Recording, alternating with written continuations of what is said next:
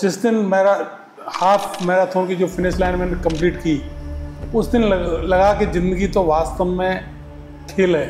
और साइकिलिंग का शौक इस कदर लगा कि 750 किलोमीटर गोल्डन ट्रायंगल 31 आवर्स के अंदर कंप्लीट कर लिया। It was second edition of Sahyadri classic in बई, पुणे, महाराष्ट्र। तो उसमें it was comparable to Alps cycle race, one of the toughest race in world ji. तो उसमें क्या पहाड़ियों के ऊपर से नीचे ऊपर जाना होता है। तो आई वाज थोड़ा सा स्केर्ड था, क्यों my bike was racing type, और माउंटेन के अंदर चाहिए होती है माउंटेन बाइक, चौड़े टायर की होती है। मुझे नहीं जाना चाहिए था, तो पता नहीं डेस्टिनी में तो रहा होगा ऐसा। तो मैं अल्टीमेटली पुणे पहुंच गया उस रेस में। मन में डर होते हुए भी मैंने उसमें पार्टिसिपेट कर लिया। कई लोगों ने कहा कि आपने कभी इस टेरेन में, मतलब अप एंड डाउन में प्रैक्टिस किया है? मैंने कहा नहीं की तो नहीं, लेकिन मैं धीरे चला लूँगा, कर लूँगा। चलाते हुए भी मैं 2 बार गिर गया। तो फिर मैंने सोचा क्या चलाना चाहिए। तो आई डिसाइडेड कि चलो कोई नहीं, मुझे फर्स्ट नहीं आना, सेकंड नहीं आना, मुझे फिनिश करनी है 200 किलोमीटर। तो आप पहुँच गए, 40 किलोमीटर का अपहिल कंप्लीट कर लिया। जब ब्रेकफास्ट हुआ, वहाँ पर स्ट्रेचिंग की, ब्रेकफास्ट की, उस टाइम कुछ आवाज़ हो रहा था समथिंग कि not good, feeling something not good. After going down hill, I think वो जो आसपास से जो लोग थे उन्होंने बताया कि भाई जाते हुए आपकी speed really fast, may went to 70 और 75 kilometre per hour, and then I collide with electric pole is. उसके बाद वहाँ से पिकअप करके मुझे पुणे, महाराष्ट्र लाया गया। Everybody was thinking in my friend circle and in my social circle he will not survive, he has gone. Both lungs were damaged, full of blood, and I kept on ICU for nearly 17 days on ventilator. थोड़ा बहुत conscious हुआ हूँ मैं 7वें 8वें दिन। जिस दिन मुझे हल्का सा आया, तो सबसे पहले मैंने उससे कहा कि चलो कोई नहीं। जब मुझे पता लगा कि मेरे पैर काम नहीं कर रहे नीचे के, कोई नहीं यार, ज़िंदगी अच्छे से जी है। मैं कि अब मेरे को तू पैरालंपिक के वीडियोस दिखा, साइकिलिंग और लॉन टेनिस भी खेलता हूँ, लॉन टेनिस की वीडियो दिखा। और फर्स्ट वीडियो मैंने वो देखी, रोया तो एक दिन भी नहीं, हंसते रहा। कि ड्यूरिंग सर्जरी, वो लगभग 4 से 6 घंटे सर्जरी चली थी, स्पाइन और दोनों में मेरा बिना ऑक्सीजन के भी सैचुरेशन मेंटेन। वो just because of my cycling. मैं इतना स्ट्रगल कर रहा था, साइकिलिंग कर रहा था, उससे मेरे लंग्स इतने मजबूत थे। उस स्थिति में लंग्स का बाहर आना नेक्स्ट टू इम्पॉसिबल था। सब जो डॉक्टर कम्युनिटी थी वो तो सब जानते ही हैं, उनके भाई ये बंदा वापस नहीं आएगा। कि मेरी हाथ से साइकिल केवल मृत हाथों से साइकिल छोड़वाई जा सकती है, जिंदा रहते मैं साइकिल नहीं छोड़ सकता। साइकिल ने ही मेरा एक्सीडेंट किया, लेकिन मैं कहूँगा साइकिल ने ही मुझे वापस जिंदा किया। तो जब पहले दिन तैरना शुरू किया था, मुश्किल से 5 फीट 10 फीट मुश्किल तैर बस तैरने लग गया था। धीरे धीरे करना शुरू किया तो आज स्विमिंग मेरे लिए बहुत ही बेनिफिशियल रही। और स्विमिंग में आप बिल्कुल फ्री फील करते हो, आसमान होता है ऊपर, आप फ्रीली बिना सपोर्ट के तैर रहे हो। तो वो जो जोश आता है कि भाई मैं अकेला कर सकता हूँ, आई कैन डू इट, वो आपको ऊपर ले जाता है। पेशेंट सबसे पहले जो कॉन्फिडेंस आया ना, उस मरीज से आया जिसने मेरे को ये कहा कि मैंने कई जगह इलाज करा लिया है, मैं परेशान हूँ और मैं सिर्फ आपसे ही ऑपरेशन कराना चाहता हूँ। तो मेरा खुद का है अभी जो ड्रीम है, वो एक ट्रायथलॉन अकेडमी खोलना है। बड़ा उम्मीद हो सके तो हमारा वो ड्रीम पॉसिबल हुआ, ट्रायथलॉन अकेडमी खोलना और पैरालंपिक में ट्रायथलॉन में इंडिया के लिए गोल्ड।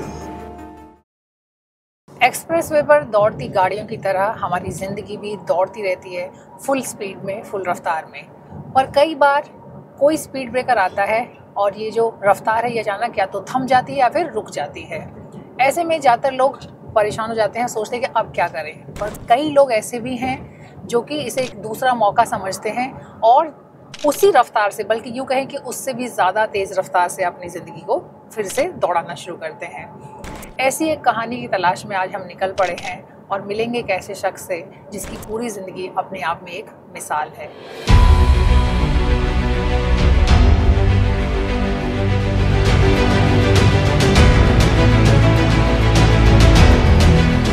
पहुंच गए हैं राजस्थान के भरतपुर में, जहां हमारी मुलाकात होगी हमारे आज के खास मेहमान से।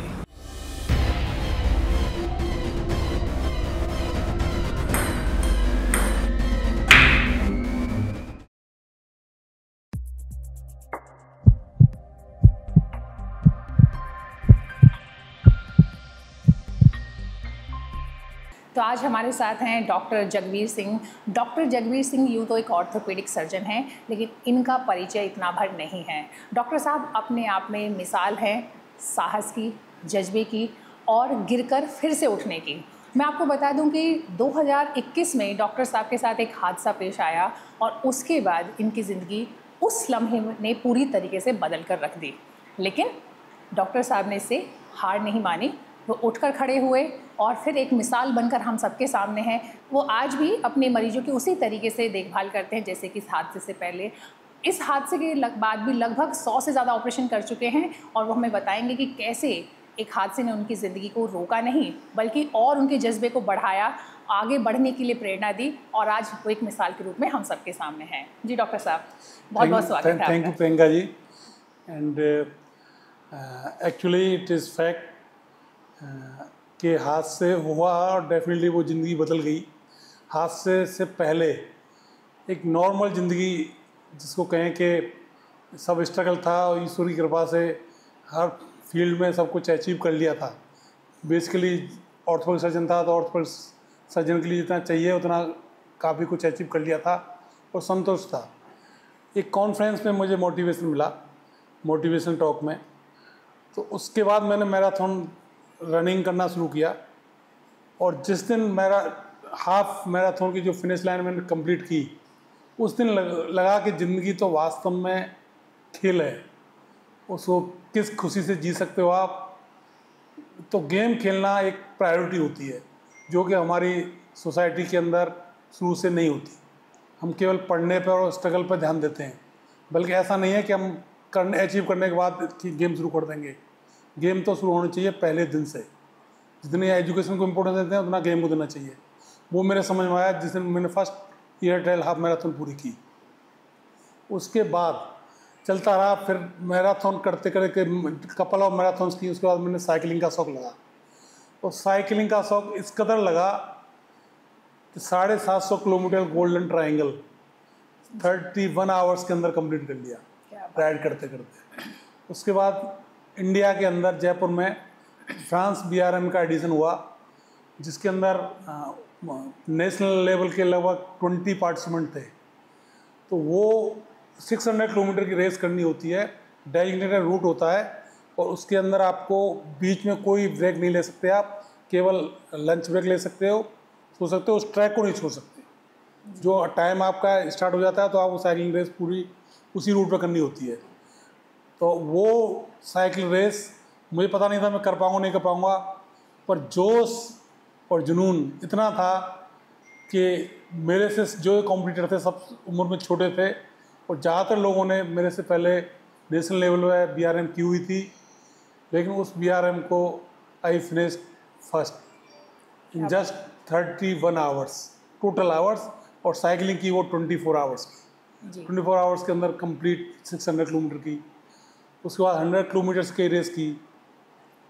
तो उसके बाद धीरे धीरे ये हुआ कि साइकिलिंग से जुनून बढ़ता गया और मुझे लगा कि हर व्यक्ति, सोसाइटी का हर व्यक्ति, समाज के हर व्यक्ति को साइकिलिंग करनी चाहिए, क्योंकि उस साइकिलिंग से घुटने डैमेज नहीं होते हैं, आपकी एक्सरसाइज होती हैं और साइकिलिंग करते हुए आपको मेडिटेशन इतना ज़बरदस्त होता है तो आपका कंसंट्रेशन रहता है। तो आप हर तरह से फ्लरिश होते हो साइकोलॉजिकली, फिजिकली, और आपके अंदर एक नई ऊर्जा का प्रसार होता है। तो साइकिलिंग मतलब ब्यूटीफुल एक्सरसाइज, वो हर इंसान को करनी चाहिए। तो मुझे ये लगना चल रहा था कि मैं अपने शहर को साइकिल में कर दूँ। भरतपुर की मैं पहली साइकिल रैली करवाई, उसके बाद आज 1000 साइकिलिस्ट हैं भरतपुर के अंदर।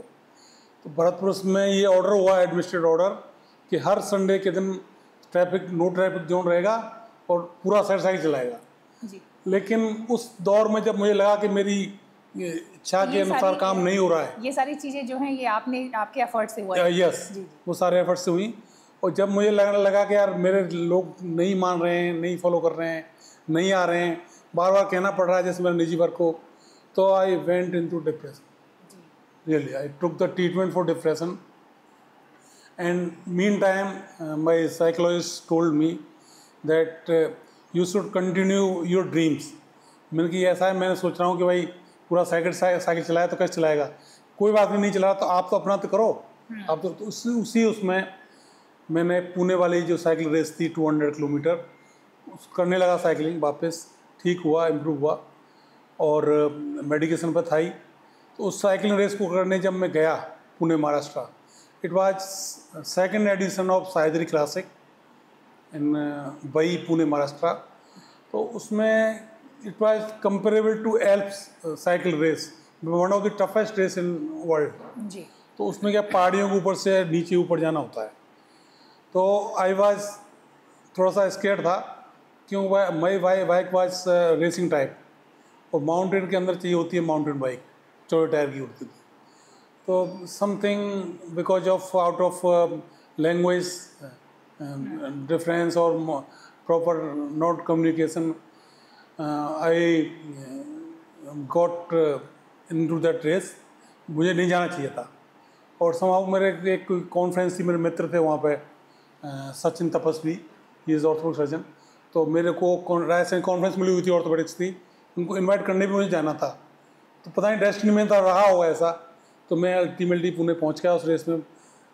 मन में डर होते हुए भी मैंने उसमें पार्टिसिपेट कर लिया। कई लोगों ने कहा कि आपने कभी इस टेरेन में मतलब अप एंड डाउन में प्रैक्टिस किया है? मैंने कहा नहीं की तो नहीं, लेकिन मैं धीरे चला लूँगा, कर लूँगा। चलाते हुए भी मैं 2 बार गिर गया। तो फिर मैंने सोचा कि यार चलाना चाहिए। तो आई डिसाइडेड कि चलो कोई नहीं, मुझे फर्स्ट नहीं आना, सेकंड नहीं आना, मुझे फिनिश करनी है 200 किलोमीटर। तो गिरने के बाद जो थे सपोर्ट टीम, उन्होंने कहा कि are you okay, want to continue और बी शुड नहीं, आई विल कंटिन्यू। 2 बार गिरने के बाद उसके बाद पहुँच गए, 40 किलोमीटर का अपहिल कंप्लीट कर लिया। जब ब्रेकफास्ट हुआ वहाँ पर स्ट्रेचिंग की, ब्रेकफास्ट की, उस टाइम कुछ आवाज़ हो रहा था समथिंग कि not good, feeling something not good. मेरे 2 दोस्त थे वहाँ पर, उन्होंने बात की कि it is okay to drive down hill, कि नहीं इस ओके, आराम से हो जाए, कोई दिक्कत नहीं है, कोई दिक्कत नहीं है तो आगे मिल जाएगी।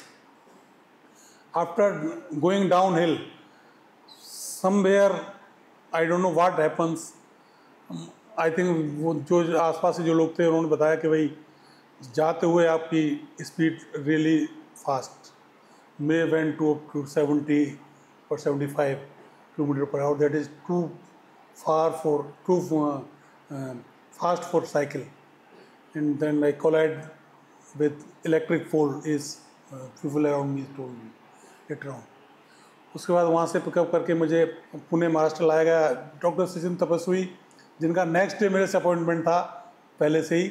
उनसे एक दिन पहले ही मैं उनके पास पहुँच गया और उन्होंने मेरा ट्रीटमेंट किया, being a colleague. So thanks, lot of thanks to ICU team and Dr. Sachin's team. They were so intelligent, so caring. Everybody was thinking in my friend circle and in my social circle he will not survive. He has gone. He has gone. Ji. Both lungs were damaged, full of blood, and I kept on ICU for nearly 17 days on ventilator for 12 days, then intermittent ventilator. So what I came out of that, in that period when I saw the message of the लोगों के जो message मेरे पास आए थे, उनसे लगा कि लोग लव्स मी, मुझे लगा कि मैंने जीवन तो जी लिया। वो सब जो दुआएं थी उनकी, जो उनके ब्लेसिंग थी, ईश्वर का जो आशीर्वाद था, तो जिनको भी नहीं जानता वो लोग वहाँ पहुँच रहे मेरे से मिलने के लिए वहाँ पर। This is great. तो मुझे लगता है कि जीना तो यह है कि क्यों था कि मैं ऐसा नहीं मैं उनका फ्रेंडली था, सिर्फ ये था कि मैं जो मोटिवेशन और जो वो कर रहा था, साइकिलिंग कर रहा था, वो लोगों को पसंद थी कि यार ये बंदा तो बचना चाहिए, ये बंदा तो बचना चाहिए। बिल्कुल। तो वहाँ से मुझे लगा। और सच बताऊँ प्रियंका जी, मैं 4th day my son came fly from London, he came to attend me. और उसको जब शायद थोड़ा बहुत कॉन्शियस हुआ हूँ मैं 7वें 8वें दिन, जिस दिन मुझे हल्का सा आया, तो सबसे पहले मैंने उससे कहा कि चलो कोई नहीं, जब मुझे पता लगा कि मेरे पैर काम नहीं कर रहे नीचे के, मैं कोई नहीं यार ज़िंदगी अच्छे से जी है, मैं कि अब मेरे को तू पैरालंपिक के वीडियोस दिखा, साइकिलिंग और लॉन टेनिस भी खेलता हूँ, लॉन टेनिस की वीडियो दिखा, और फर्स्ट वीडियो मैंने वो देखा। क्या बात है, ये तो अपने आप में एक प्रेरणा है। हाँ, और उसके बाद कभी मैं रोया तो एक दिन भी नहीं, हंसते रहा। इवन डॉक्टर सचिन तपस्वी ने यहाँ भरत राजस्थान में एक कॉन्फ्रेंस बाद ऑर्थोपेडिक्स की, उसमें पेपर प्रेजेंट किया, उसमें बोला कि ऐसा बंदा मैं नहीं देखा जो इतनी बड़ी प्रॉब्लम में होने के बावजूद भी कभी एक दिन भी नहीं रोया, हमेशा हंसता रहा। जी। और ड्यूरिंग ऑक्सीजन उन्होंने एक इसने तो बाद में और बताया मेरे को कि ड्यूरिंग सर्जरी वो लगभग 4 से 6 घंटे सर्जरी चली थी, स्पाइन और दोनों में मेरा बिना ऑक्सीजन के भी सैचुरेशन मेंटेन था। क्या बात। वो just because of my cycling. मैं इतना स्ट्रगल कर रहा था, साइकिलिंग कर रहा था, उससे मेरे लंग्स इतने मजबूत थे, लेकिन उस स्थिति में लंग्स का बाहर आना नेक्स्ट टू इम्पॉसिबल था। सब जो डॉक्टर कम्युनिटी थी वो तो सब जानते ही हैं, उनके भाई ये बंदा वापस नहीं आएगा। तो ये स्ट्रगल जो आया वो मेरी साइकिलिंग से आया, उसने मेरे को प्रेरणा दी। तो मैं तो अब भी चाहूँगा कि मैंने तो कहा भी एक वीडियो में, मेरे 55 में जन्मदिन पर मैंने 55 दिन तक 55 किलोमीटर डेली साइकिल चलाई। तो उसमें बोला भी था मैंने कि मेरी हाथ से साइकिल केवल मृत हाथों से साइकिल छोड़ाई जा सकती है, जिंदा रहते मैं साइकिल नहीं छोड़ सकता। क्या बात। साइकिल को छोड़ा, और जी। साइकिल ने ही मेरा एक्सीडेंट किया, लेकिन मैं कहूँगा साइकिल ने ही मुझे वापस जिंदा किया। बहुत बढ़िया। ना उसके बाद मैं पुणे के बाद बहुत अच्छा रिवाइव हो गया, वहाँ से फिर इंडियन इंजरी स्पाइन सेंटर पर गया, वहाँ से फिर यूएस गए अपन। यूएस में मैंने देखा जो क्वालिटी ऑफ रिहेबिलिटेशन है ना, डेफिनेटली बहुत पीछे है। अच्छा। वहाँ केयर करते हैं, भाई पैराप्लेजिक केयर होती है। यहाँ पे आज मैं व्हील चेयर पर चल रहा हूँ, मैं लेकिन सड़क पर नहीं जा सकता। यहाँ the maximum officers are not wheel chair accessible. वहाँ आपको हर जगह, हर रेस्टोरेंट, हर मॉल, हर हॉस्पिटल, हर जो भी कॉमन का पब्लिक प्लेस होगा वो व्हील चेयर एक्सेसिबल होगा। हर होटल, अगर होटल की परमिशन नहीं मिलेगी यदि आपको व्हील चेयर एक्सेसिबल रूम नहीं है तो, और यहाँ पर आपको ढूंढने से नहीं मिला। इवन दिल्ली के अंदर भी properly wheel chair accessible room नहीं है। 2-3 होटल्स में गाँव में नहीं है। तो जो कंडीशन है ना, वो बहुत ही वर्स्ट कंडीशन है इंडियन स्पाइनल इंजरी की मरीजों में इंडिया के अंदर। तो मैं तो वहाँ का देख करके जो आया हूँ, मेरा सोचना यह है कि एक रिहैब सेंटर यहाँ भरतपुर में बने। भरतपुर नहीं बने, मतलब इंडिया में ऐसा कुछ उस लेवल का तो नहीं बन पाएगा, पर ऐसा होना चाहिए कि मतलब वो चीज़ लोगों, क्योंकि अपने को पता ही नहीं, एक्चुअल डेटा तो अवेलेबल नहीं है, क्योंकि हम आदमी केयर नहीं करते। कम से कम करोड़ में स्पाइनल और code injuries, heart attack, CBA, brain injury के जो पेशेंट हैं, जो क्वाड्रिप्लेजिक, पैराप्लेजिक जो होंगे, जो व्हील चेयर पर या बेड रिडन है, और व्हील चेयर पे भी हैं, तो वो ऐसा नहीं व्हील चेयर वो इंडिविजुअल चला रहे हैं, व्हील चेयर पे बैठ सकते हैं बस वो। हाँ, और इससे मार्केट में नहीं जा सकते, अपना काम नहीं कर सकते यूरोप में, और वहाँ तो पूरा आदमी अपना अकेला काम करता है। यहाँ सपोर्ट सिस्टम सबसे ज़्यादा दुश्मन तो घर वाले और परिवार वाले होते हैं, उसको करने नहीं देते। आज मैं व्हील चेयर पुश करूँगा ना, 10 लोग सपोर्ट करने वाले आ जाएंगे। वो सपोर्ट हम ये सिस्टम, कह सकते हैं कि जो हमारे यहाँ का सिस्टम है, जिसे हम लोग हमेशा कहते हैं कि भाई हमारे यहाँ लोग बड़े सपोर्ट के लिए, मदद के लिए तैयार रहते हैं, तो वो एक तरह से कहीं ना कहीं कई बार पेशेंट के लिए जो आदमी उस नहीं, मदद तो सब चीज़ के लिए खराब है। जी। बच्चे को आप एजुकेशन सपोर्ट करोगे, बच्चा नहीं पढ़ेगा। किसी को सपोर्ट तो लेनी नहीं चाहिए, मदद तो किसी की लेनी नहीं चाहिए इंसान। ये आपने बिल्कुल एक अलग एक विचार रखा है। नॉर्मली लोग कहते हैं कि आप मदद करते रहिए। नहीं, बिल्कुल नहीं। मदद वैसे करो जो बाथरूम नीडी है, पर मदद किसी से लेनी नहीं चाहिए। आदमी यदि अपने पैसे से कुछ खरीद सकता है तो उसको खरीदना चाहिए, फ्री की चीज़ नहीं लेनी चाहिए। बिल्कुल। ठीक है, फ्री की लेते ही वहीं ख़त्म हो जाता है। डॉक्टर साहब, आपने अभी बता रहे थे कि जब मेरे को पता चला कि मैं चल नहीं पाऊंगा कभी अपने पैरों पर, मेरा लोअर हिस्सा जो है वो पैरालिसिस हो चुका है उसमें, तो क्या चीज़ थी कि आपने कहा कि मैं कभी रोया नहीं? क्योंकि एक ये आम रिएक्शन है जब आपके साथ ज़िंदगी में कुछ, खासकर आप तो इतने एक्टिव रहे हैं फिजिकली, साइकिलिंग आपका सपना रहा थ्रू आउट, इतना एक्टिव रहने के बाद स्पोर्ट्स में भी आप लगातार एक्टिव थे, तो आपको लगा कि अब मेरे लिए ये चीज़ें मुमकिन नहीं है, उस तरह की एक नॉर्मल लाइफ है, तो क्या चीज़ थी जिसने कि आप कहते हैं ना कि मैं ये DNA में है, या फिर क्या चीज़ थी जिसने किया कि नहीं भाई मुझे तो हारना है? प्रियंका बिल्कुल सही कह रही हैं आप। एक्चुअली में क्या, उस टाइम तो जब मैं पहली बार सोचा कि कोई दिक्कत नहीं है, उस टाइम तो under the effect of analgesic और एनेस्थेसिया और समथिंग पेन किलर्स जो चल रहे थे, तो उससे मेरे को पेन फील वैसे तो हो नहीं रहा था, पेन भी फील नहीं हो रहा था बिल्कुल भी। तो मैं ठीक है, क्या दिक्कत है, क्या फ़र्क पड़ रहा है अपने को, भाई बॉडी नहीं काम करे, कोई दिक्कत नहीं है, व्हील चेयर पर जा सकते हैं। लेकिन बाद में जब जो स्ट्रगल हुआ ना, उस टाइम में जब 3.5-4 महीने जब आप करवट नहीं ले पा रहे हो, ब्रीथ नहीं कर पा रहे हो, बोल नहीं पा रहे हो, आपके 20 डेज़ के बाद तो बोलना शुरू किया, जब आपके 14 ट्यूब्स थे बॉडी के अंदर, तो वो चीज़ बाद में आखिरी डेफिनेटली, ऐसा नहीं है कि मैं हमेशा ही प्लस रहा, लो फेजेस भी आए, लेकिन मेरे परिवार वालों ने, मेरे दोस्तों ने बहुत सपोर्ट किया। मतलब लोगों की दुआएं इतनी साथ नहीं मेरे साथ, I am lucky in that way. तो मैं कभी लोन डाउन नहीं जाने दिया। और ये चीज़ें प्लस आती हैं, जो जो बैक ऑफ वो था ना मेरा कलेक्शन, मैंने ये मैराथन किया, साइकिलिंग किया, वो चीज़ें मेरे सपोर्ट करती थी कि बहुत कुछ किया, हम फाइटर, मैं इसको भी लड़ूंगा। और वो चीज़ आगे मेरे को बढ़ाती गई। और धीरे धीरे सबसे बड़ा मुझे लगा साइकिलिंग, जब मेरे को वहाँ दिखी ना शिकागो में, वहाँ पर रेहब के अंदर एक हैंड साइकिलिंग होती है, जिसमें क्या होता है, आपका लोअर पार्ट है जो काम नहीं कर रहा है, माई lower part of the body below the chest is not working, आपका यूरिनेशन और मोशन जो है वो वर्क भी नहीं करता, तो ना वो काफ़ी कुछ ठीक हो रहा है चीज़ें। तो खड़े भी नहीं हो सकते आप, चल भी नहीं सकते। तो खाली यही नहीं, सिंपल नहीं कि आपको क्या आपको काम नहीं कर रहा है, आपको डेली बेस पे इतना टाइट हो जाती है बॉडी, आपको डेली बेस पर तैयार करनी पड़ती है। आप हर दिन को ऐसी चीज़ हो, आपकी हर दिन नई जिंदगी है। लेकिन मैं खुश हूँ इस बात पे कि मेरा ब्रेन काम कर रहा है, I can see, I can eat, I can listen, तो मेरे हाथ काम कर रहे हैं। मैंने देखा उन लड़कों को जो मेरे साथ खेलता था, एक लड़का टेनिस प्लेयर था, वो उसके क्वाड्रिप्लेजिया हुआ है, सर्वाइकल स्पाइनल इंजरी हुई सिर्फ उसमें पानी में गिरने से, छलांग लगा रहा था खेत के अंदर। तो वो बंदा 18-19 साल का टेनिस प्लेयर था, टीनेजर में। तो वो बंदा से तो मैं बैठ रहा हूँ ना कि मेरे कम से कम हाथ तो काम कर रहे हैं। और किसी के क्या क्या हो गया, मेरे एक सीनियर हैं, उनके भी क्वाड्रिप्लेजिया है, 20 साल से बेड पर है।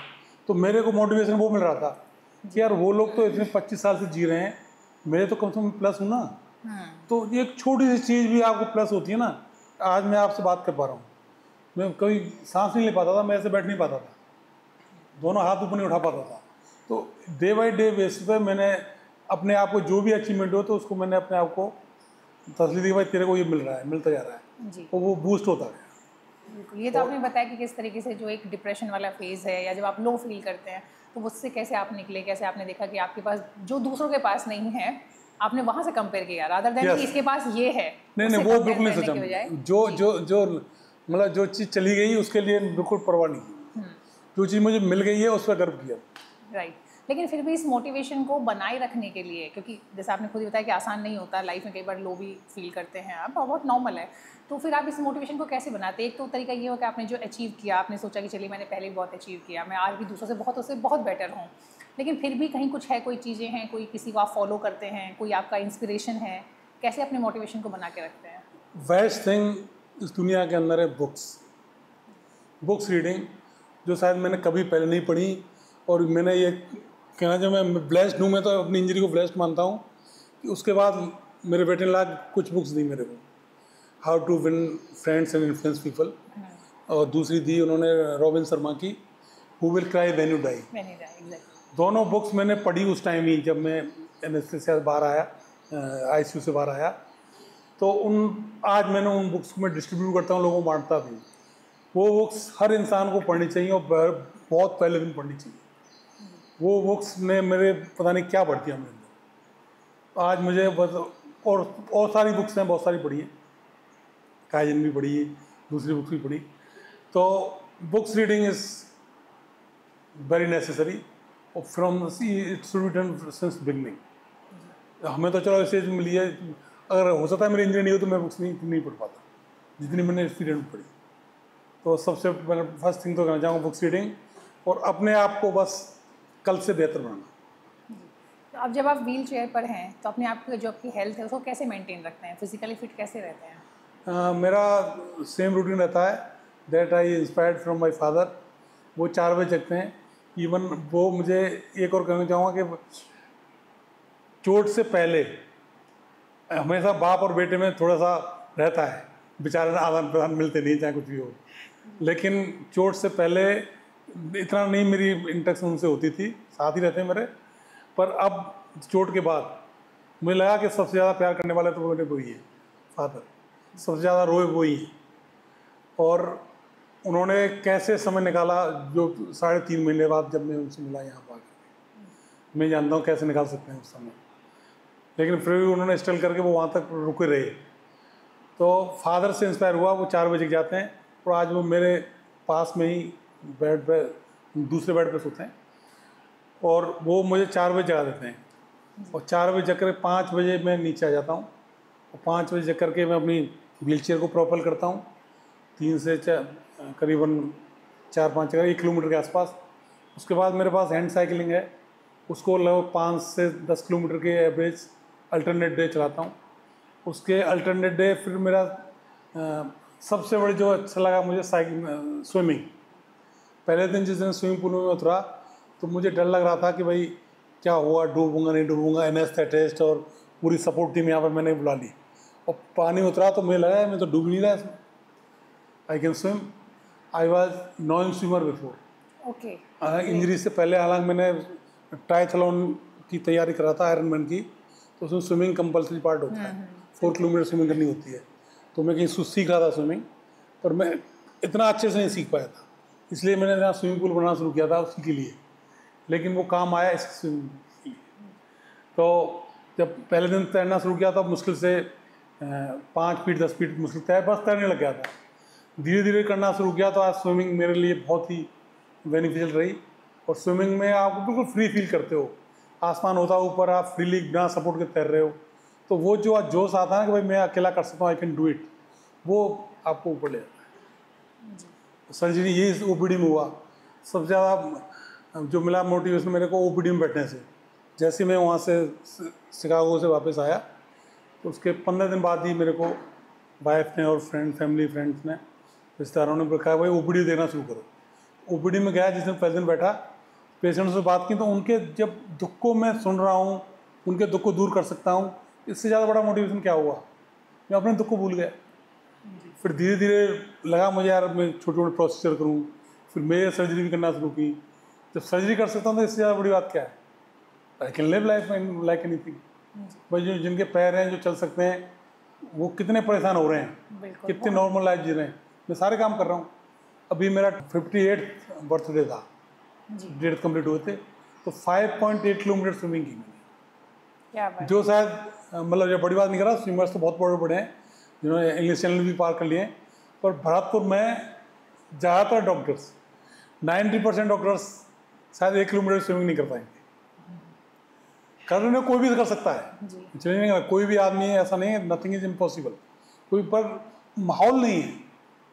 तो उनकी मेहनत करोगे, आप कुछ करोगे और अचीव करोगे, तो उससे इतना ज़बरदस्त मेरे को जोश मिला स्विमिंग करने से, यार तो कुछ भी कर सकता हूँ। लोगों सब लोगों के प्रेजेंस में कम 200 लोग थे यहाँ उस दिन, डॉक्टर्स भी थे, फ्रेंड्स भी थे, स्पोर्ट्स पर्सन भी थे, मीडिया वाले भी थे। तो उनकी प्रेजेंस में किया तो उन लोगों ने कहा यार तुम तो मोटिवेशन हमारे लिए उल्टे, इस स्थिति में चल रहे हो। इससे सबसे जो इम्पोर्टेंट जो मेरे जो वो था ना, इम्पोर्टेंट जो मोटिवेट जो हमेशा रहा है, वो है जब मैं 53 ईयर्स का था, टर्नअप हुआ, बहुत दिनों से मन में थी कि मैं कुछ डिफरेंट करूँ। तो उस दिन 53 किलोमीटर रन किया मैंने। 53 की एज पे 53 किलोमीटर स्टेडियम में रन किया, और रन भी मतलब पूरा कम से कम 200-250 लोग थे, पूरा स्टाफ, फ्रेंड्स, जयपुर से ऑर्गेनाइज टीम आई, मीडिया को इन्फॉर्म किया, और एडमिनिस्ट्रेशन की टीम थी वहाँ पर, उनकी प्रेजेंस में किया, और पूरी रात दौड़ लाई मैंने। 5.5 घंटे में 53 किलोमीटर रन किया। ये तो वो मेरे में क्या ये कर सकता हूँ मैं, तो मैं कुछ भी कर सकता हूँ। जी जी। तो ये इन चीज़ों से इतना ऐसा आ जाता है कि कुछ है, वास्तव में कुछ भी इम्पॉसिबल नहीं। भाई आप लोगों के इंसान उड़ने लग जाएगा, बहुत पॉसिबल है नहीं, पर जो चीज़ एक लायक पर्सन कर सकता है, ह्यूमन बीइंग कर सकता है, वो इंसान कोई भी इंसान कर सकता है। जी। पर हो क्या रहा है कि मैं अपनी कंट्री में पैराप्लीजिया या स्पाइनल कॉर्ड इंजरी रिवार्डिंग नहीं है, कोई भी डॉक्टर इंटरेस्ट नहीं लेता, और घर वाले भी छोड़ देते हैं साथ में, क्यों वो प्रोडक्टिव नहीं रहा, पैसा खर्च हो रहा है। पैसा भी खर्च करो आप कि वो ठीक होने लगे, तो पैसा खर्च करने में लोगों को मज़ा भी आता है, तो सब उससे सोचते हैं ना सब कुछ। तो कितने दिन तक साथ देंगे, बंदा बेड पे से उठ नहीं सकता, करवट नहीं ले सकता, और जो खा पी नहीं सकता अपने अकेले, उसको कब तक करते रहोगे आप। अल्टीमेटली एक तरह से डेथ वारंट मान लिया जाता है, उसको मरने के लिए छूट जाता है। 99% लोगों की हालत ये है, कंप्लीट पैराप्लीजिया की बात कर रहा हूँ मैं, जिनके बॉडी पूरी काम नहीं करती। तो उनके लिए मुझे लगता है कि मैं इतना करूं कि कम से कम उन तक ये आवाज़ पहुंचे। वो लोगों के लिए अपॉर्चुनिटी है कि वो जी सकते हैं, जब मैं जी सकता हूं वो क्यों नहीं जी सकते। जी डॉक्टर साहब, यहाँ पे एक सवाल है मेरा, क्योंकि देखिए जिस तरह का आपका लाइफ चल रहा है, आपके रिसोर्सेज आपके पास हैं, तो आपने बेस्ट ट्रीटमेंट आपको मिल पाया, ये भी भगवान की दुआ है एक। और उनका आशीर्वाद है, और आप बाहर तक गए, आप अमेरिका तक में आपने ट्रीटमेंट लिया। लेकिन इंडिया में बहुत सारे लोग ऐसे हैं जिनके पास इस अफोर्ड करना पॉसिबल नहीं है। मैं खुद पर्सनली भी कुछ लोग ऐसा जानती हूँ जो कि फाइनेंशियली इतने सक्षम नहीं है कि वो अपना महंगा इलाज करा सकें। तो ऐसे लोगों के लिए आपकी क्या एडवाइस है? मतलब देखिए, ये तो मैं जानती हूँ कि इलाज का काम तो इलाज ही करेगा, लेकिन फिर भी कुछ चीज़ ऐसे हो सकते हैं जो अपने लेवल पे कर सकें या उनकी फैमिली कर सके कि जहाँ पे वो उनकी लाइफ को थोड़ा सा क्वालिटी उसकी इम्प्रोवाइज हो सकती है। प्रियंका जी, आप सही कह रही हैं, लेकिन if there is will there is a way. ये कुछ भी नहीं है स्पाइनल रिहैब में, कुछ भी पैसे की जरूरत नहीं है। आज मुझे एक्सरसाइज करनी है, तैरने के लिए पूल की जरूरत नहीं है, तैरने के लिए पानी चाहिए बस। तो पानी हर जगह गाँव पोखर होती है, पानी कहीं मिल जाएगा आपने, और ये बड़े आसानी से अरेंज किया जा सकता है। लेकिन एक कम्युनिटी की और उसकी रिक्वायरमेंट होनी चाहिए, और हाइड्रोथेरेपी और स्विमिंग वंडर कर सकते हैं जी। एक तो चलिए जानकारी नहीं है उतनी, जो आपने जानकारी नहीं की कमी है, जानकारी नहीं है, इंफ्रास्ट्रक्चर नहीं है, और लोगों को वो नहीं। अदरवाइज भाई एक्सरसाइज करनी है, मुझे साइकिल चलानी है, ये साइकिल इंडिया में IIT वाले ने डिजाइन कर सकते हैं। भाई मैं वहाँ से लेके आया, US लेके आया वो साइकिल, चलो वो वहाँ से लेके आ गया मैं, जो नहीं है तो यहाँ सस्ती पे अवेलेबल हो जाएगी इंडिया में, अपन इस पर इन्वेस्ट कर सकते हैं ना। Instead of making a flyovers, इतनी कारों के लिए सुविधा कर रहे हैं, अपने लोगों के लिए चलने के लिए और साइकिल चलाने के लिए सुविधा कर दो जी। वो तो बहुत आसान होगा ना। और कंट्रीज का डेवलपिंग कंट्री जो भी है ना, वो सब कर रहे हैं। वो सब अपने फ्लाईओवर्स को तोड़ तोड़ के लोगों को फुटपाथ बना रहे हैं, जिससे लोग चल सकें, वॉक कर सकें, और देखो कारों को साइड में कर दें। तो कार और AC तो साइड में हो जानी चाहिए, साइकिल आनी चाहिए, और साइकिल से पूरी इकोनॉमी बदल सकती है, सब कुछ बदल सकता है। आप अपने लेवल पे, जिस आपकी से बातचीत करके चीज़ समझ में आ रही है कि आप चाहते हैं कि दुनिया में, समाज में, सोसाइटी में कुछ बदलाव आए, कुछ पॉजिटिव चेंजेस आए। आप अपने लेवल पे क्या कोशिशें कर रहे हैं इसके लिए? मैं अभी भी still participating in cycle races. अभी एडमिनिस्ट्रेशन ने एक भरतपुर में साइकिल रैली कराई थी, साइकिल डे पर, वर्ल्ड साइकिल डे पर, उसको भी मैंने लीड किया था, साथ में पार्टिसिपेट किया था। पूरा 12 किलोमीटर की साइकिल रेस थी, उसमें मैं पार्टिसिपेट किया है। उससे 2-3 साइकिल रेस में पहले भी पार्टिसिपेट किया है। स्विमिंग का भी इसलिए ऑर्गेनाइज किया मैंने कि लोगों में अवेयरनेस आए। और मेरा खुद का है अभी जो ड्रीम है, वो एक ट्रायथलॉन अकेडमी खोलना है यहाँ पे भरतपुर में। यदि हो सके तो हमारा वो ड्रीम पॉसिबल हुआ, ट्रायथलॉन अकेडमी खोलना, और पैरालंपिक में ट्रायथलॉन में इंडिया के लिए गोल्डन। तो अभी तक आपने बताया कि कितनी बड़ी प्रॉब्लम आपके सामने है, आपने उससे डटकर उसका सामना किया, मुकाबला किया, लेकिन जब वापस OT में लौटने का आपने फैसला किया, तो ये जो कॉन्फिडेंस सबसे पहले कैसे आया? कहीं आपको ऐसा तो नहीं लगा कि आपके मरीजों को ही विश्वास नहीं हो कि डॉक्टर साहब तो इस कंडीशन में नहीं हो, कैसे मतलब सर्जरी कर पाएंगे? पहला ये प्रॉब्लम आई होगी जो मुझे लगता है। और दूसरी चीज़ ये रही होगी, कहीं ना कहीं व्हील चेयर पर बैठ कर सर्जरी करना उतना नॉर्मल या उतना आसान नहीं है। तो ये दोनों सिचुएशन से आपने कैसे डील किया? डेफिनेटली प्रियंका, बिल्कुल आपने सही कहा, नाइस क्वेश्चन। जो भरोसे वाली बात थी, डेफिनेटली कुछ मरीज कर सकते हैं, लेकिन जो पेशेंट जिस सबसे पहले जो कॉन्फिडेंस आया ना, उस मरीज से आया जिसने मेरे को ये कहा कि मैंने कई जगह इलाज करा लिया है, मैं परेशान हूँ, और मैं सिर्फ आपसे ही ऑपरेशन कराना चाहता हूँ। जी। जो बच्चा था 17-18 साल का, और उसके 5-6 बार कई जगह ऑपरेशन हो चुके थे। फीमर की हड्डी में उसके पस था, जिसे क्रोनिक ऑस्टियोमाइलिटिस बोलते हैं। तो उसकी सर्जरी पीछे वो पड़ गए मेरे पास पेरेंट्स कि नहीं सर आपसे ही करानी है। मेरे को दिक्कत होगी भाई, मैं नहीं कर पाऊँगा। तो जब उन्होंने मेरे ऊपर ट्रस्ट किया, और मुझे भी लगा नहीं, मुझे यार चैलेंज लिया कि मुझे इसकी करनी चाहिए चाहे कुछ भी हो। तो I have a wheel chair, उसके अंदर मैं थोड़ा खड़ा भी हो सकता हूँ, वो भी मैं वहीं से लेके आया था। परमानेंट व्हील चेयर होती है, उसमें आप थोड़ा स्टैंड कर सकते हो, तो क्यों वो OT में खड़ा भी होना पड़ता है हेड। तो उसको मैंने चैलेंज की तरह लिया, और उस दिन सच में मेरे साथ क्या क्या नहीं हुआ, पर मुझे पता नहीं कि मतलब मुझे बीच में निकलना चाहिए था, मेरे CIC करनी होती है, कुछ दूसरी एक्टिविटीज भी करनी होती है बीच में, और it took more than 2 hours to operate in that case. और इतना लंबा मैं इंजरी के बाद कभी नहीं खड़ा रहा था। लेकिन मुझे पता नहीं मेरे को क्या क्या प्रॉब्लम हुई, भूल गया मैं सब कुछ, क्योंकि मेरे प्राइम इम्पोर्टेंट ये था कि किसी ने मेरे ऊपर ट्रस्ट किया है जी, मुझे उसको वहाँ से बाहर निकलना है। तो वो जो ट्रस्ट था वो मुझे आगे ले गया, और वो करने के बाद फिर मेरे को जो निकलने के बाद आया ना, कहते हैं ना डर के आगे जीत है, एक बार आप कर लो कुछ भी, निश्चित रूप से बिल्कुल 100% फैक्ट है, ये लोग कई बात नहीं है। आप जो डर है आपके अंदर वो निकल जाता है, उसके बाद आप कॉन्फिडेंस, आप साथ में आसमान पे होते हैं।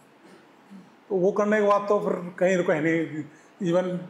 पर ये हमेशा रखा मैंने कि साथ में एक कॉम्पिटेंट और प्रोफेशनल रखा, पूरी टीम रखी कि कल को कुछ बात हो जाए तो क्वालिटी कॉम्प्रोमाइज़ नहीं होनी चाहिए। बहुत अच्छी है। तो वो सारी चीज़ें अपन, क्योंकि पेशेंट सबसे ऊपर है जी। तो वो अपन कॉम्प्रोमाइज़ नहीं करना। Out of my balance, out of my something else problem, या मैं कई बार हाई स्पाइनल कॉर्ड इंजरी में पेशेंट थोड़ा सा उसको वर्टाइगो टाइप आ जाते हैं, चक्कर आ जाते हैं, तो वो भी हो जाता है। तो मैंने कहा ऐसा नहीं हो जाए ज़्यादा टाइम तक बैठते बैठते, लेकिन टीम रखना बहुत ज़रूरी है।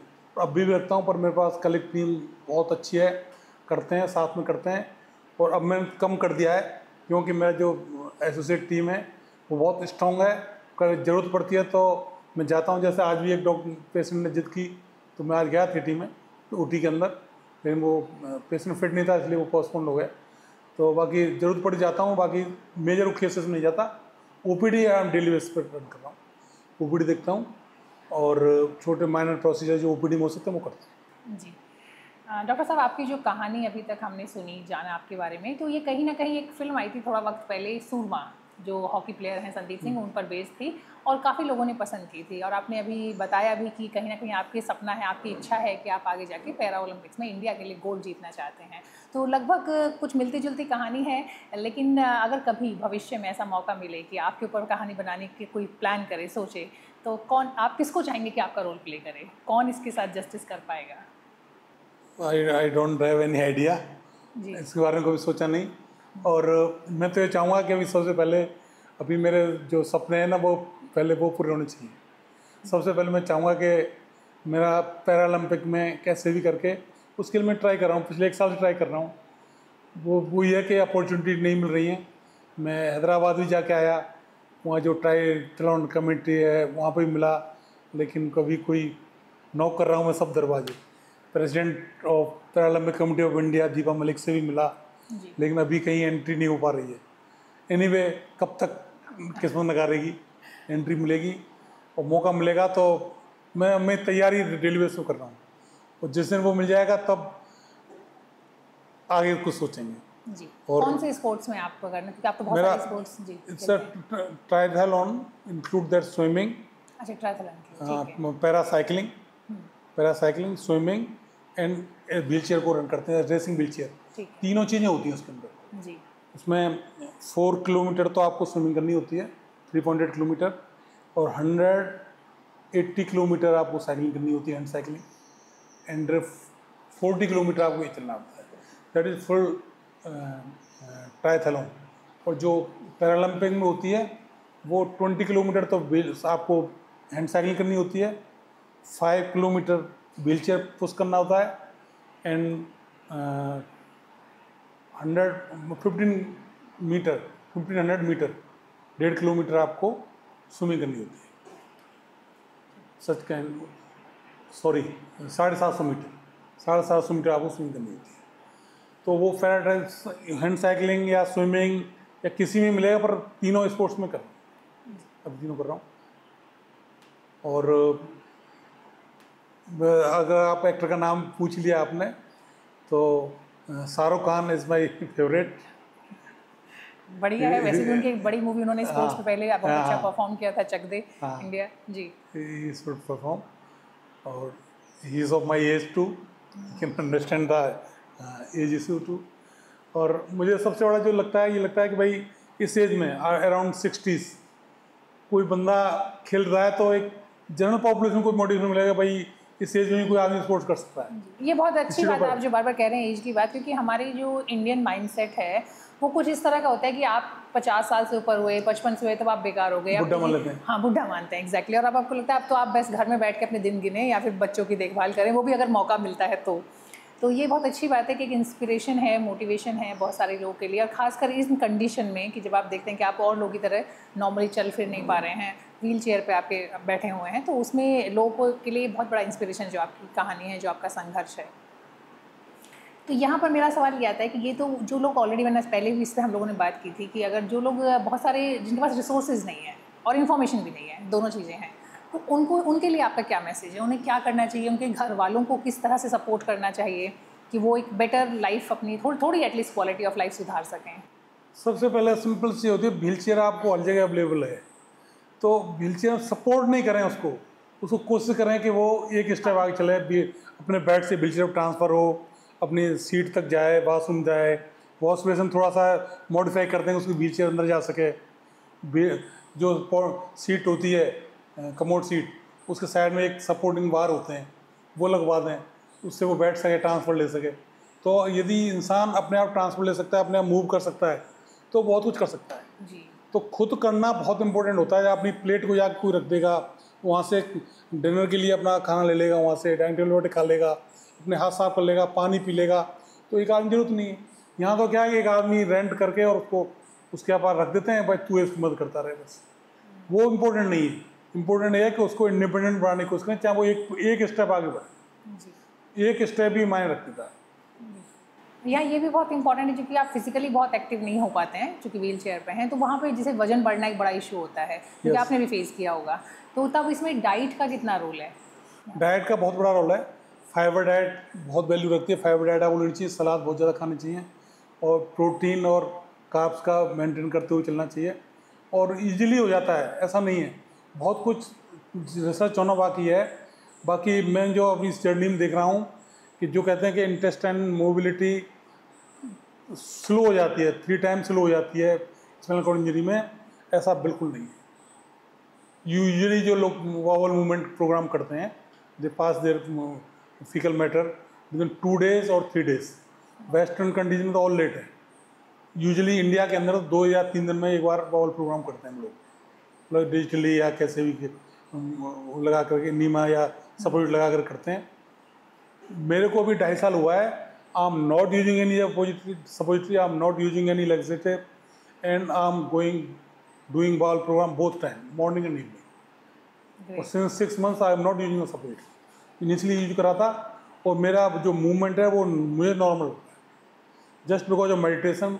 ब्रीदिंग एक्सरसाइज बहुत मायने रखती हैं आपकी। जस्ट सिंपल कपालभाति जो करते हैं ना अपने, वो सिंपल ब्रीदिंग एक्सरसाइज सबसे ऊपर है। क्यों? इंसान जब पैसे आता है सबसे पहले ब्रीथ करता है, वो ब्रीदिंग ही सब कुछ जिंदा रखती है। ब्रीदिंग बहुत, मुझे लगता है ब्रीदिंग को सबसे ज़्यादा नेगलेक्ट किया जाता है, लगता है तो आ ही जाएगा सांस, बिल्कुल बहुत ज़रूरी है फ्रेश एयर। जी, नेचर के साथ रहना चाहिए, कम से कम नहीं तो 2 घंटे आदमी को नेचर के साथ व्यस्त करनी चाहिए। और संसाधन तो फ्री हैं, जो फिटनेस लीजिए वो सारे फ्री हैं। भाई एक्सरसाइज करने के लिए क्या चाहिए आपको? एक थेराबैंड चाहिए, रबड़ का बैंड चाहिए, तो वेट चाहिए, कुछ भी कर सकते हो कहीं भी। ब्रीदिंग एक्सरसाइज ही सब कुछ सफिशिएंट है। यही तो आपने बताया कि अपने लेवल पे क्या करना चाहिए, कैसे फिटनेस का ध्यान रख सकते हैं, कैसे डाइट का ध्यान रख सकते हैं, लेकिन सरकारी लेवल पे भी आपकी कुछ ना कुछ ऐसे ज़रूर आपकी ऑब्जर्वेशन होगा कि ये सरकार की तरफ से भी चीज़ें होनी चाहिए, वो सब क्या है? सबसे ज़्यादा तो यह सरकारी लेवल पे है कि उन लोगों में थोड़ा सा विश्वास करें। इंसान को अपने ऊपर तो भरोसा करना ही करना चाहिए, कि उन लोगों को कमज़ोर नहीं माना। ये जो शब्द है ना, ये तो बेचारा गया, ये तो चल नहीं सकता, ये तो कमज़ोर हो गया, ये शब्द नहीं आना चाहिए कभी। भाई वो कमज़ोर नहीं है, आप कैसे कमज़ोर मान रहे हो? भाई वो चीज़ सोसाइटी है ना हमारी जो करती है, कि उसको ऐसे मान लेती है यार ये तो गया बेचारे के, इसके लिए करो, बेचारा नहीं है। तो वो चीज़ हटनी चाहिए। उनको बराबर समानता का अधिकार मिलना चाहिए। उनको हर जगह, हर जो कम हॉस्पिटल हैं या जो भी मॉल हैं या जो भी गवर्नमेंट के ऑर्गेनाइजेशंस हैं, वहाँ पर व्हील चेयर एक्सेसिबिलिटी होनी चाहिए। इवन रोड्स में भी व्हील चेयर एक्सेसिबल होना चाहिए। इवन हमारे यहाँ कंट्री में हाल ये है कि आपको व्हील चेयर एम्बुलेंस नहीं मिलती। दिल्ली के अंदर आपको proper wheel chair accessible ambulance नहीं मिलेगी। इससे बड़ा बात ट्रेजेडी क्या होगी? तो आपको हर जगह व्हील चेयर एक्सेसिबिलिटी मिलनी चाहिए, सबसे बड़ी बात है। हर बस में, हर ट्रेन में, हर मतलब वो अंदर नॉर्मल जो करना चाहे करे, कोई उसको बाधा नहीं होनी चाहिए, वो उसको बढ़ाना चाहिए उस चीज़ को। भैया अपनी गाड़ियों के लिए उनकी सलाह दे रहे हैं, इससे है कि भाई वो बंदा किसी लेवल का हो सकता है, एक ऑफिसर भी हो सकता है, एक आर्मी पर्सन भी हो सकता है, एक गरीब भी हो सकता है, अमीर भी हो सकता है, इससे क्या फ़र्क पड़ रहा है? मेल फीमेल कोई भी हो सकता है। पर ये नहीं कि वो इंजरी हो गई तो वो अब कुछ नहीं, उसके ऑप्शन नहीं है कि वो मरना ही है उसको या नहीं। उसको बराबर उतना ही जीने का हक है जितना एक नॉर्मल आदमी। बिल्कुल, बल्कि आप देखेंगे कि कितने सारे लोग हैं जिनके हाथ पैर सही सलामत है, सड़क पर भीख मांग रहे होते हैं। आइडियली देखा जाए तो वो सब कुछ कर सकते हैं, लेकिन कुछ करना नहीं चाहते। तो यहाँ पर इंपॉर्टेंट है कि आपके अपने विल पावर, और दूसरा आपको कहीं से सामने वाले से वो एक भरोसा अगर वो मिल जाए। एक मैं कोट भूल गया हूँ जी। उससे ध्यान आ रहा है मुझे कि वो है कि कुछ लोग मर तो 25 साल पे गए लेकिन अभी तो दफनाए नहीं गए। क्या बात, ठीक बहुत है, बढ़िया। लोग अभी तक मैक्सिमम सोसाइटी में हमारे ये हाल हो रहा है कि वो मरे हुए ज़िंदगी जी रहे हैं। जितना दिन तो है रोज़ जियो ना आप भाई, एक दिन क्या बल्कि एक पल एक ज़िंदगी है।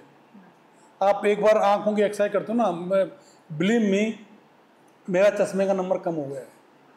मेरे ये बाल काले ना, ये पहले ऐसे थे वाइट, और मेरे ब्रीदिंग से और इससे एक्सरसाइज ये काले हो गए। ये तो बहुत ही इंपॉर्टेंट बात आपने बताई। लोग वैसे फॉलो करें ना करें एक्सरसाइज को, लेकिन खूबसूरत दिखने के लिए ज़रूर फॉलो कर लेंगे। और मैं बिल्कुल भी बताऊँ आपको, न शैम्पू यूज करना बंद कर दिया मैंने, पेस्ट करना बंद कर दिया। आई एम यूजिंग नीम की दांत डेली बेस पे। मुल्तानी की मिट्टी कभी कभी यूज करता हूँ, ठीक है। उससे पानी ज़्यादातर soap, best soap is water, best cleaning agent is water.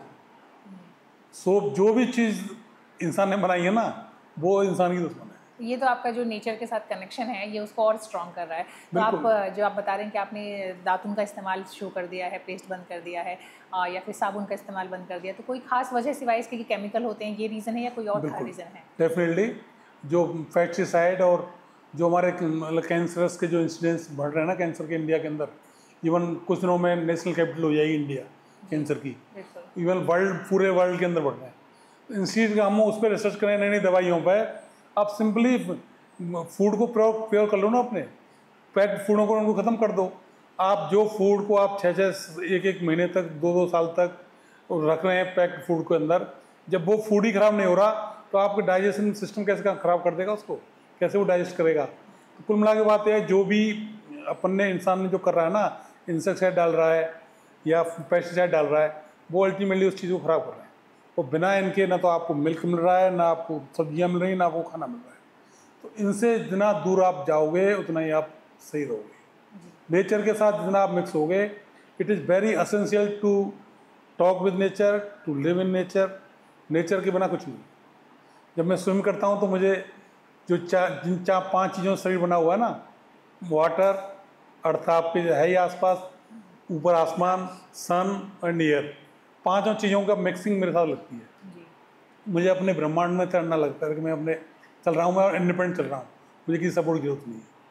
और रियल में मेरी जो जलन होती थी चेहरे पे, साबुन से जब हाथ धोता था ना, तो चेहरे पर यहाँ पर जलन होती थी, मुंह धोता था, मेरे को जलन नहीं थी।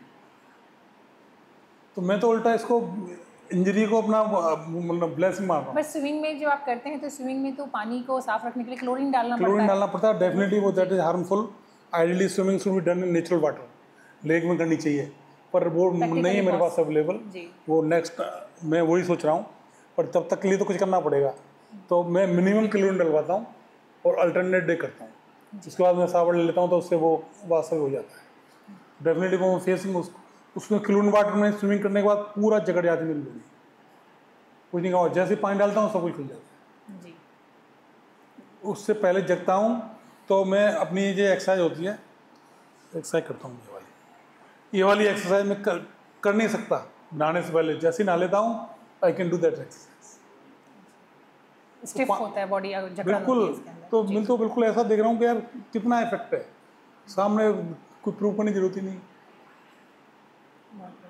मैं अगेंस्ट नहीं हूँ, साइंस के अगेंस्ट नहीं हूँ, पर नेचर से डिस्कनेक्ट नहीं होना चाहिए इंसान। बिल्कुल, नेचर से कनेक्शन। किसी भी चीज़ का इस्तेमाल रैशनल तरीके से होना चाहिए। एसी को अपने ऐसे यूज करना शुरू कर दिया, I am not using AC.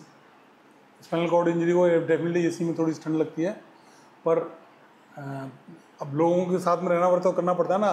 दूसरे लोग तो लाइक नहीं करते इस चीज़ को, लेकिन बिना एसी के ज़्यादा जितने आपके पसीने निकलेंगे उतनी आपकी बॉडी हेल्दी, जितने आप पसीनों को रोकोगे निकलने से उतनी आप अनफिट होंगे। डॉक्टर साहब, आपकी तो बातचीत हमारी ऐसे ही जारी रहेगी, दिल कर रहा है, इतनी सारी चीज़ जानने को सुनने को मिल रही हैं, लेकिन मैं चाहती हूँ कि आप हमारे दर्शकों के लिए एक मैसेज दें या कोई भी ऐसी चीज़ें बताएं। अगर आप 5 टिप्स दे पाएँ तो और अच्छा रहेगा, जो कि वो अपनी सेहत को दुरुस्त रख सकते हैं।